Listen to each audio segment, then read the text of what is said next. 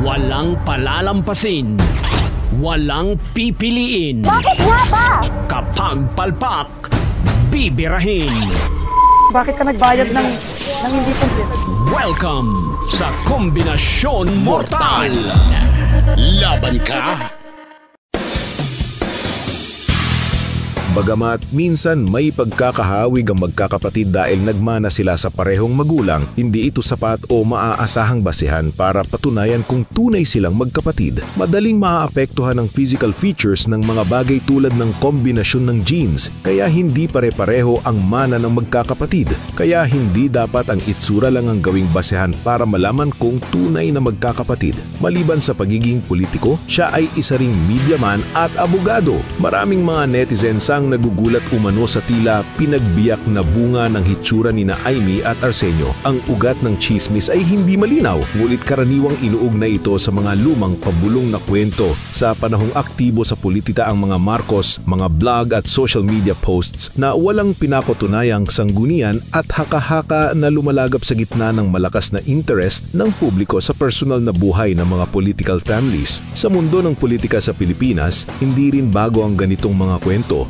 lalo na kung ang pamilya ay kilala at makapangyarihan. Kahit si Arsenio Lacson mismo ay hindi rin nagbigay ng anumang pahiwatig hinggil sa ganitong usapin noong siya ay nabubuhay pa. Kung dati-rati ay hindi ito pinansin ng kahit na sino sa mga magkakapatid na Marcos, pero matapos ang pagbira ni Aimee Duterte style kay Bongbong ay siya mismo ang nagsabi sa kanyang social media post na nakahanda siyang magpa-DNA test para magkaalaman kung totoo ang chismis basta't magpa-hair follicle test din ng kanyang kapatid. Sinabi niya ito matapos nagpakawala ng post sa social media ang anak ni BBM na si Sandro at sinabing ang ginawa ni Aimee ay hindi gawain ng tunay na kapatid. Kung halimbawang papatulangan ito ng dalawang magkakapatid at pagpalagay natin na si Arsenio Lacson nga ang tatay ni Aimee, ay ano kaya ang magiging epekto nito? Ayon sa pag-aaral, iba-iba ang reaksyon pero ito ang madalas na nangyayari.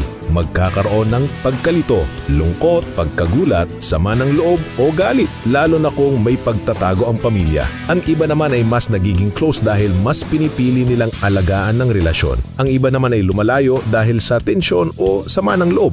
Isa lang ang makakasagot nito para matuldukan kung ano nga ba ang totoo. Ito ay ang full sibling DNA test upang malaman kung magkapatid na buo sa parehong magulang. Malamang sa malamang ay paniguradong hindi ito papatulan ni BBM dahil mahalaga sa kanya ang kanyang buhok.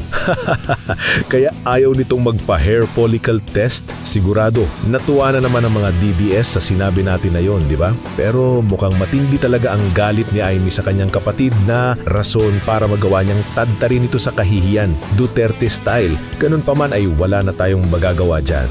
Ganyan na ang uri ng ating politika sa bansa, pero para maging malinaw lang sa mga chismosa at chismoso sa social media, hindi sapat ang itsura lang ang gawing basehan para malaman kung tunay na magkakapatid. Kaya kahit pa sabihin yung kamukha talaga ni Aimee si Arsenio Lacson, ay hindi pa rin ito garantiya na siya nga ang tunay niyang ama. Pero sa atin-atin lang, magkamukha ba talaga sila?